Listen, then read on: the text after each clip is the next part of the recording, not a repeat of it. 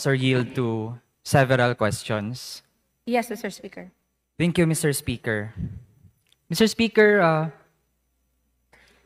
before pala ako mag-proceed sa aking questions, gusto ko lang i-point out na last year, nung tinanong po natin dito din sa plenaryo, bakit may ilang mga innovative and unique projects ang OVP nung past OVP, tapos ngayon po ay tinigil, ang naging sagot po sa atin, dahil daw ang mga proyekto na yon ay ginagawa na ng ibang mga ahensya.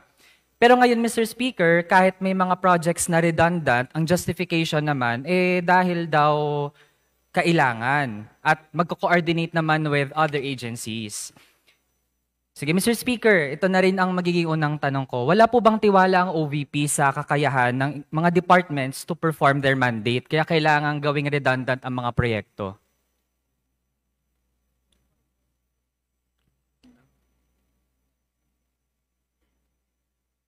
Mr. Speaker, Your Honor,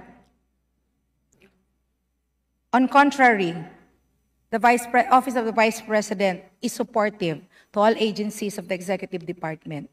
And in fact, it supports all the programs and projects of the Executive Department. And by having several programs under the Office of the Vice President does not mean na walang tiwala ang Office of the Vice President. In fact, it's working as complementary to whatever the offices of these departments from the executive department is doing, Sir Speaker, Your Honor.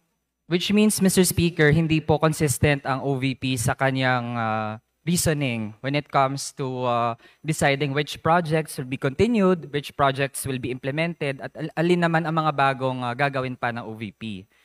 Mr. Speaker, on satellite offices, can the sponsor confirm na immediately nag-establish ang OVP ng satellite offices without enough equipment to operate ang mga offices na ito, Mr. Speaker, kaya nag-purchase ng property, plant and equipment, and semi-expendable property totaling 668,197 pesos and 20 cents.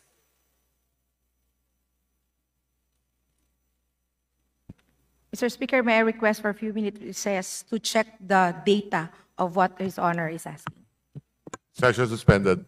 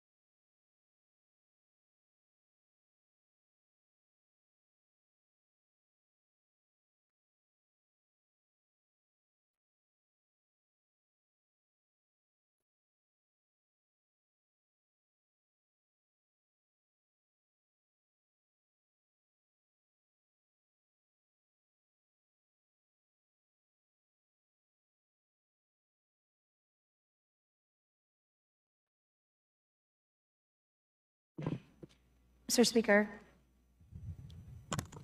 Session is resumed. may I ask from His Honor if he's referring to the actual establishment of the physical space of the satellite offices? Mr. Speaker, ang tinutukoy po natin ay ang nasa COA report po, Mr. Speaker. Concerned ang COA sa hindi pagsunod ng Office of the Vice President sa Republic Act number 9184 o ang Government Procurement Reform Act.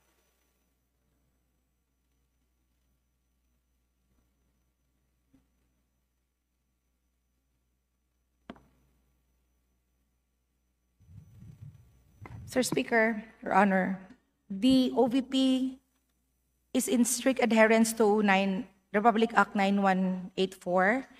And as to the practice of procurement through reimbursement the Office of the Vice President has already stopped this practice and is now adhering to RA 9184.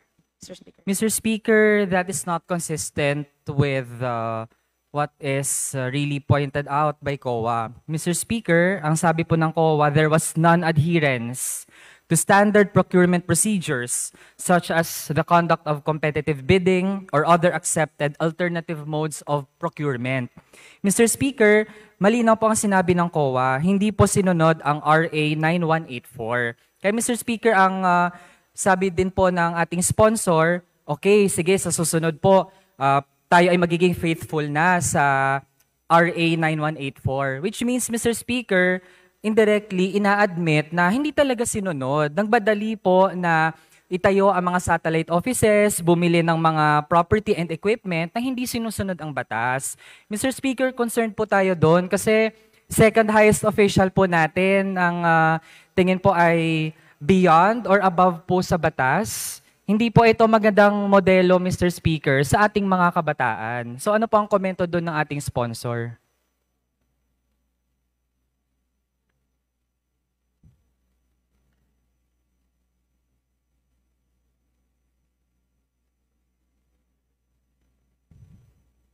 Mr. Speaker, Your Honor, I think His Honor is referring to COA AOM. And for emphasis, the AOM or Audit Observation Memorandum issued by COA is part of audit process and its preliminary issuance to clarify certain matters and to require comments or submission of documentary and other information requirements. Again, it's preliminary and can be rectified by agency concerned. And the OVP has been strictly adhering to the comment of the COA's AOM. Mr. Speaker.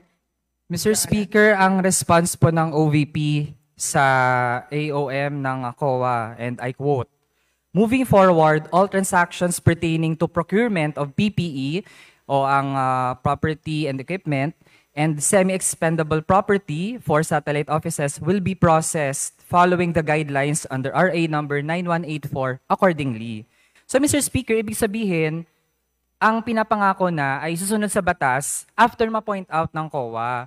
Pero Mr. Speaker, kung hindi pala ito na-point out, pwede pa na sa mga susunod pa after nung naging pagkakamali ng OVP, mangyari yun ulit, Mr. Speaker. Kaya hindi po pwedeng ganon. Dapat lahat po ng mga opisyal ng gobyerno, ang mga pinaghihirapan po nating batas dito, pinag-uusapan natin, pinagdedebatihan, kahit po ano pang outcome niyan, sundin po ng lahat ng mga opisyal at hindi po exemption, hindi po special ang Vice President, Mr. Speaker.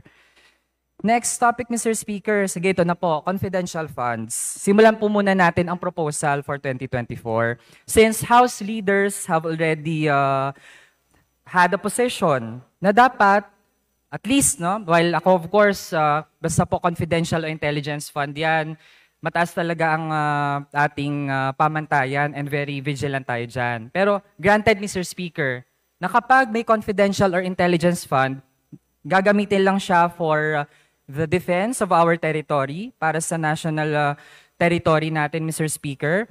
Ang confidential fund ba ng OVP, as proposed for 2024, is this to defend the West Philippine Sea?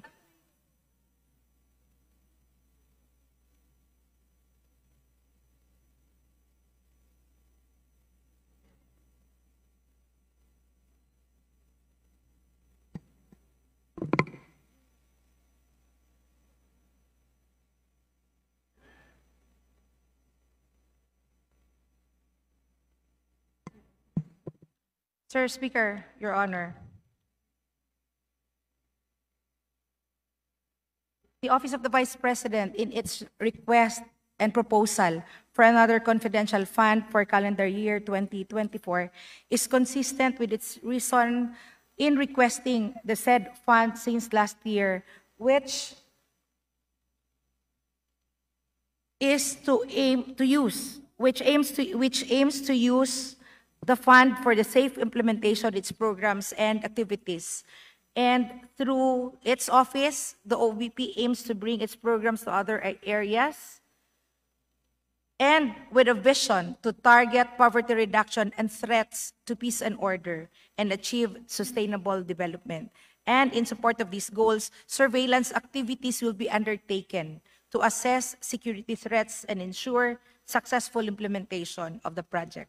Mr. Speaker, Your Honor. Mr. Speaker, from that long response, ang makuha po natin doon, hindi. Hindi po in line sa intent ng House ang proposal ng OVP na manghingi ng confidential fund for 2024. Kasi Mr. Speaker, ang mga binabanggit na programs, Medical and Burial Assistance Program, Food Assistance, Libreng Sakay, Magnegosyo Taday, tingin ko Mr. Speaker, wala naman dong directly related sa defense ng West Philippine Sea, Mr. Speaker. Kaya I think it would be prudent for the House to reject the proposal of the OVP for confidential fund, Mr. Speaker. Kasunod, Mr. Mr. Speaker, Speaker. Your Honor, if I may interject, for the record, confidential fund is not only used for the West Philippine Sea. It is used for monitoring and surveillance of whatever programs of the Office of the Vice President. And to make a point, the Office of the Vice President is not just as spare tire of the President, but is part of the policy making body of the President, and with the desire of the Office of the Vice President to propose policies that are data-driven. Information from the ground are very vital, Mr. Speaker. Sige, Mr. Speaker, mamaya babalikan natin yan kung sobrang justified ba talaga ang confidential fund ng OVP for its programs. Pero Mr. Speaker, malinaw at this point na it seems that our sponsor is diverging from the intent of the leaders of the House na wag na pong bigyan ng confidential fund ang mga ahensya, lalo na kung hindi naman related sa defense ng ating national sovereignty ang kanilang proposal para gamitin ang confidential fund, Mr. Speaker. Mr. Now- Speaker, if I may interject, this representation did not mention that we do not consider the issue in West Philippine Sea as an activity where confidential fund is used. But what I was saying is that it is not solely for the West Philippine Sea, and other use of confidential fund is not limited to West Philippine Sea, but also includes surveillance and monitoring that is affecting the national security of the country. Mr. Speaker, Your Honor. Mr. Speaker, nabanggit na nga po natin na meron ng intent ang House leader sa granted na may mga bibigyan ng confidential or intelligence fund, saan lang ba dapat? Pero Mr. Speaker, nag-i-insist pa rin ang OVP na dapat bigyan po sila. Mr. Speaker, meron po bang mga libreng sakay na gagawin natin sa West Philippine Sea o sa mga contested na mga isla? Tingin po natin, Mr. Speaker, wala naman eh. Kaya Mr. Speaker, still, hindi talaga justified na mabigyan ng confidential fund ang OVP. So sana po ay makinig. Kasi po, Mr. Speaker, nabanggit na rin naman ng OVP sa Senado, hindi naman pala urgent ang request for confidential fund. They can live without confidential fund, Mr. Speaker. Pero ngayon, it seems na kumakapit pa rin hanggat kaya ang OVP doon sa confidential fund na proposal for 2024. Kaya Mr. Speaker, para matasan natin kung okay ba ang proposal for next year, check po natin yung ngayon, Mr. Speaker. For 2023, nakapagpasa ba ng accomplishment report ang OVP quarterly sa atin, sa House of Representatives, regarding the outputs ng paggamit ng confidential fund? Yes, Mr. Speaker, I have already answered that earlier. So, Mr. Speaker, ibig sabihin po para sa libreng sakay, kailangan po ng confidential fund para magamit po ang funds for the Libreng Sakay program effectively. Paano po yan, Mr. Speaker? Ang mga sumasakay ba, ini-screen yan kung mga former rebels sila o mga lawless elements sila? Ganun po ba, Mr. Speaker?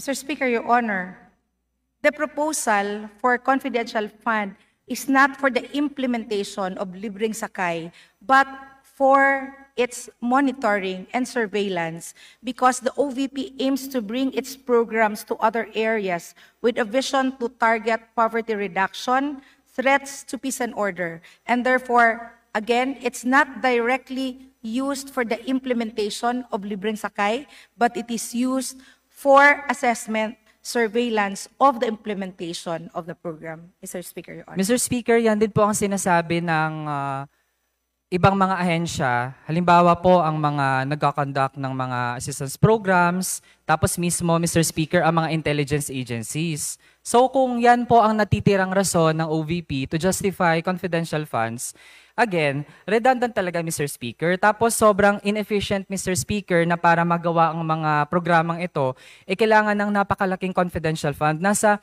20%, Mr. Speaker, ng pondo para sa good governance projects ay confidential. Mr. Speaker, napakaraming mga kababayan natin nangangailangan ng assistance. Kahit po hindi tayo gumamit ng confidential fund to identify sino-sino ang nangangailangan, alam po nating lahat dito sa ating mga distrito, sa ating mga constituents, sino ang mga dapat bigyan.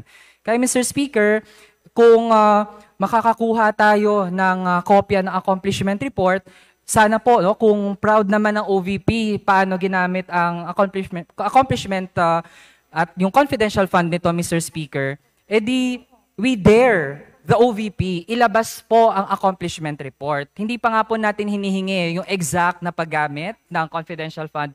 Kahit accomplishment report na lang po, Mr. Speaker, na naging effective ang Libreng Sakay program, ang Magnegosyo Taday program, naging effective ito dahil sa confidential fund. Would the OVP provide us copies of the accomplishment reports? Mr. Speaker, Your Honor, the OVP would be very willing to submit and give the accomplishment report of the programs of the Office of the Vice President, which includes the Libreng Sakay program that has been mentioned by His Honor. Sige, Mr. Speaker, dapat po sa accomplishment report reflected doon. Ano ang naging value ng confidential fund? Ano ang diferensya kung may confidential fund o wala? Kasi Mr. Speaker, as it seems, it actually won't make a big difference, Mr. Speaker, lalo kung ang daming mamamayan nangangailangan. Kung yung 500 million po, baka Mr. Speaker, makumbinsi pa ako. Kung yung 500 million, dinagdag po yan talaga for the medical assistance o for burial assistance, Mr. Speaker. Pero kung hiwalay pa siya, hindi naman transparent paano ginamit, then, Mr. Speaker, our doubts will linger. Now, Mr. Speaker, ito po, we started with 2024, 2023, ito na po, 2022 confidential funds. Mr. Speaker, balikan lang po nating lahat. When we say confidential funds, confidential, this comes from the Latin word, confidentia. From, ang root pa nun, confidere, which means to have full trust or reliance. Mr. Speaker, ang pagiging confidential, hindi po yan nakabatay sa pagiging sikreto nito. It is based on how some group trusts kung sino yung taong pagbibigyan ng confidential funds, Mr. Speaker. Kaya, we remind the OVP, Mr. Speaker, na hindi siya entitled sa confidential funds kung self-entitlement lang ang batayan, Mr. Speaker. The entitlement must come from express allocation by Congress, Mr. Speaker. Hindi iilang tao lang. Ang confidence na yan, Mr. Speaker, dapat manggaling sa mamamayan, through their delegates, through us, Mr. Speaker, tayo sa Kongreso. Kaya, Mr. Speaker, gina-justify ang paggamit ng confidential fund dahil ito naman daw ay galing sa contingent fund. Mr. Speaker, sa provisions for contingent fund, ano ba dyan ang mga examples ng pwedeng paggamitan ng contingent fund?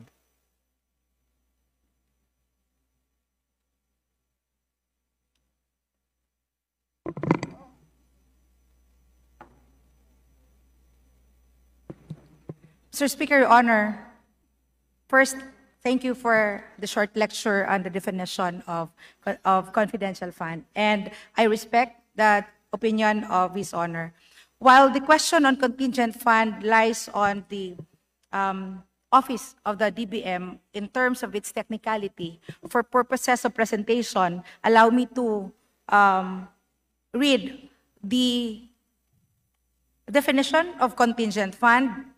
contingent fund covers the funding requirements of new or urgent activities or projects of national government agencies, GOCCs, and LGUs that need to be implemented or paid during the year, such as, but not limited to the following: legal obligation of the government arising from final and executory decisions of competent authorities, such as compromise agreements, arbitral awards, mediation settlement agreement, and professional services in connection thereto.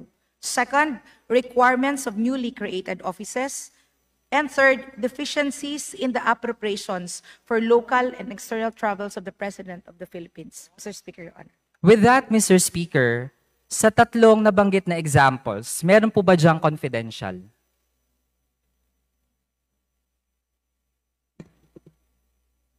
Mr. Speaker, Your Honor, the Office of the Vice President has requested through the Department of Budget and Management for a fund, a confidential fund, as to the question of whether or not nakasakop ba ito sa definition ng contingent fund. I think it is under the turf of the DBM to answer the technical question of His Honor. Mr. Speaker, lawmakers po tayo. We have the capacity to try to understand what is written, especially that the General Appropriations Act, ito pong national budget, Mr. Speaker, ang special provision on contingent fund, tayo din naman ang nag-approve nito sa Kongreso, Mr. Speaker. So, simple lang naman po ang tanong, Mr. Speaker. Sa tatlong examples, meron po ba diyang confidential? Sir Speaker, Your Honor, allow me to refer His Honor to the letter of the Secretary of the Department of Management. Mr. Speaker, to the dahil po Committee on kulang na po ang Appropriation. time ko, allow me. Ako dala po Because it supply says ng in the sagot, letter, Mr. Speaker. the contingent fund is precisely to cover the funding requirements of new or urgent project that need to be implemented during the year. And the Secretary of the Department of Budget and Management saw it necessary for the Office of Vice President to be granted the contingent fund as it is qualified to receive such. Mr. Speaker, sige po. Though ito po address sa DBM. Grabe naman po ang DBM, Mr. Speaker. Kinaya po nilang maghanap ng funding source para doon sa confidential fund. Pero PGH, Mr. Speaker, ang capital outlay zero, hindi po mahanapan ng pang capital outlay, Mr. Speaker. Pangalawa, Mr. Speaker, sa tatlong examples ng pwedeng paggamitan ng contingent fund, wala po doon ni isa, Mr. Speaker, ay confidential. Ang mga allocation for execution of decisions, number 1. Number 2, requirements of newly created offices. And number 3, deficiencies for travels of the President. Lahat po nun, Mr. Speaker, auditable. Mr. Speaker, when we consulted ang mga legal experts natin, kapag po nagsusulat ng batas, kung yung mga examples ay nakalatag naman at meron tayong gustong i-introduce na bagong pwedeng paggamitan, dapat, Mr. Speaker, consistent. Kung walang confidential sa mga examples, hindi pwedeng magsingi tayo doon ng confidential, Mr. Speaker. It's like pupunta ka ng pet shop na para sa mga aso. Iba-ibang breed ng aso nandyan, basta aso. Hindi ka pwede maghanap dyan ng pusa, Mr. Speaker. Iba po ang nature ng confidential fund. Contingent funds are supposed to be auditable. Ang confidential fund, hirap na nga po tayo na ma-audit ito, Mr. Speaker. Kaya, mahina din talaga ang batayan na magkaroon ng confidential fund ang OVP noong 2022, Mr. Speaker. Kaya, liban sa hindi naman talaga entitled ang OVP for that confidential fund, paano din ba talaga ito ginamit, Mr. Speaker? Let's end now with mental gymnastics, Mr. Speaker, to justify the use of contingent fund for confidential fund. So sige po, ito na lang kung mapapatunayang nagamit po ito ng maayos. Di ba po, cash ang confidential fund. So ibig sabihin po, ito po, nahanap natin ang activities ng OVP from December 13 to December 31. Mr. Speaker, December 13, 2022, Vice President visits Pinaglabanan Elementary School. Can the OVP confirm?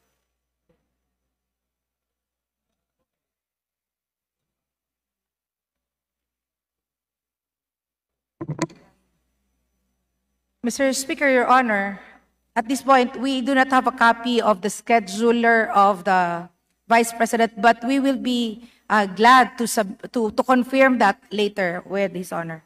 Mr. Speaker, yung OVP po walang kopya or record ng sarili niyang mga activities, Mr. Speaker. Galing din po ito sa OVP website, Mr. Speaker. Mr. Speaker, Your Honor, we humbly request for extra time to get a copy so that we will be able to submit accurate date and information of the activity requested by His Honor. Sige, ito na lang, Mr. Speaker, para mas malapit sa VP natin. December 25, Families Traditional Christmas Gift-Giving Activity for the Dabaweños. Again, Mr. Speaker, Your Honor, we will give you an accurate data, complete data of the activities conducted by the Office of the President. Mr. Speaker, can't the OVP check its own website now to confirm? In the interest of time, Mr. Speaker, Your Honor, maybe we can continue with the deliberation while the Office of the Vice President are checking. Mr. on the- Speaker, ako na po in behalf of the sponsor, can we suspend session para po ma-check nila? Is there a motion to suspend the session? Yes, Mr. Speaker. Mr. Speaker, point of order, please. Mr. Speaker, I move to suspend the session for a while.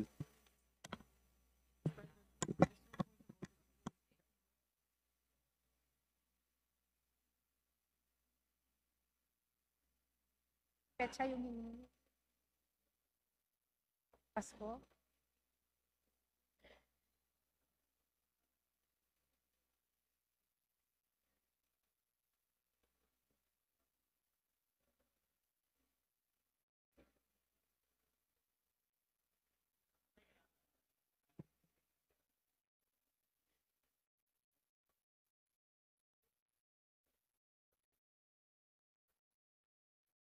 Lang po na.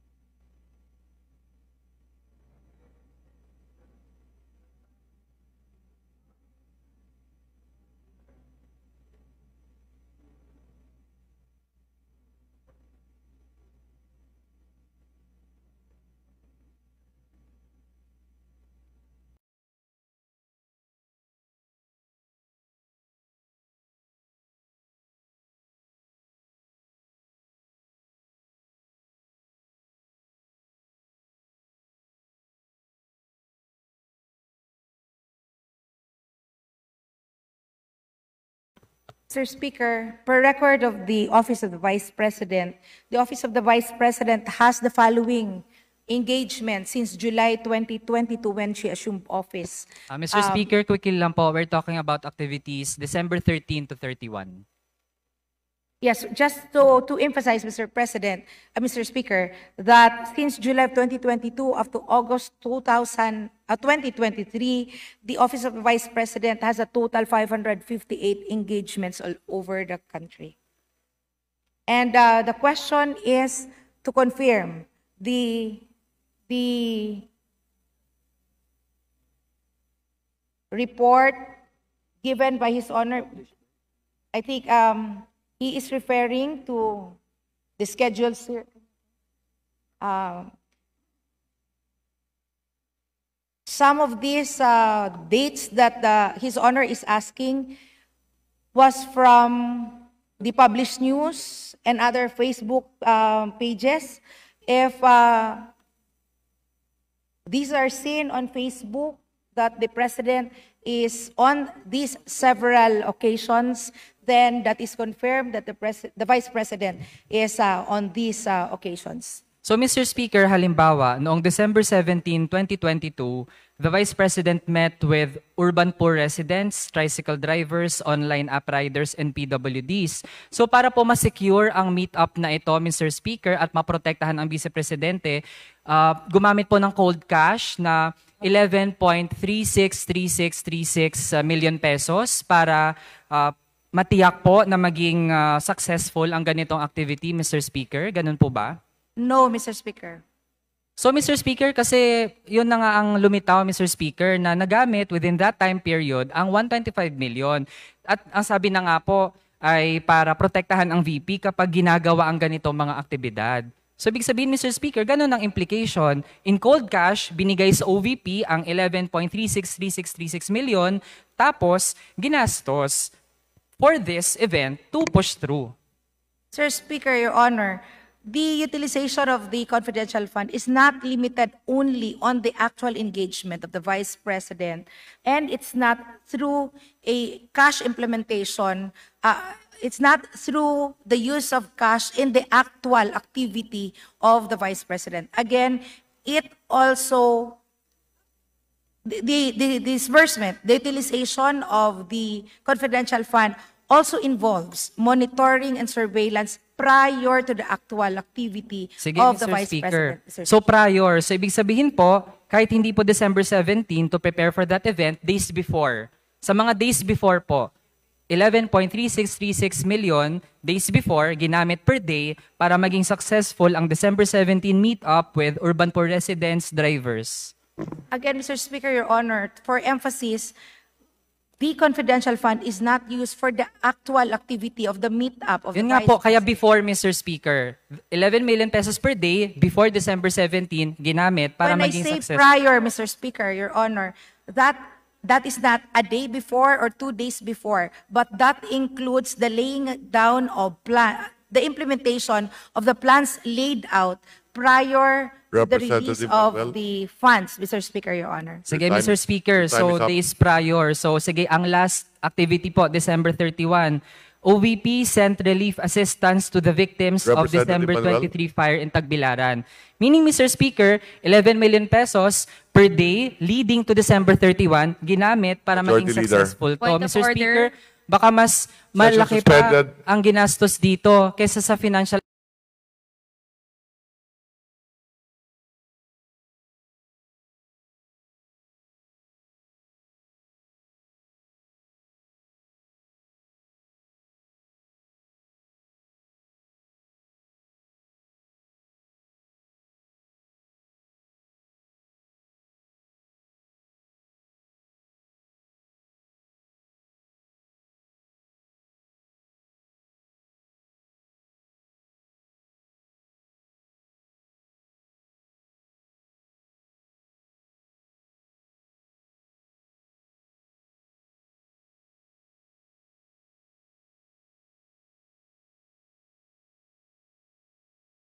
You have 30 seconds to wrap up. Thank you, Please Mr. proceed. Speaker. Patunay po ito, Mr. Speaker, na mas malaki pa ang ginastos sa pag-protect sa Vice President kaysa mismo mga assistance programs, Mr. Speaker. Short-change dito ang mamamayan. Hindi po ito katanggap-tanggap, Mr. Speaker. Kaya naman dapat talaga mawala na ang confidential funds ng OVP, Mr. Speaker. Niloloko ang mga beneficiaries, Mr. Speaker, ang mga victims, ang mga drivers, and PWD. Mr. Speaker, arguments to defend the confidential funds of OVP para po yung isda, naghihingalo, gasping for air. Thank you, Mr. Speaker. Mr. Speaker, the assumption of His Honor is inaccurate for the record, Mr. Speaker. Majority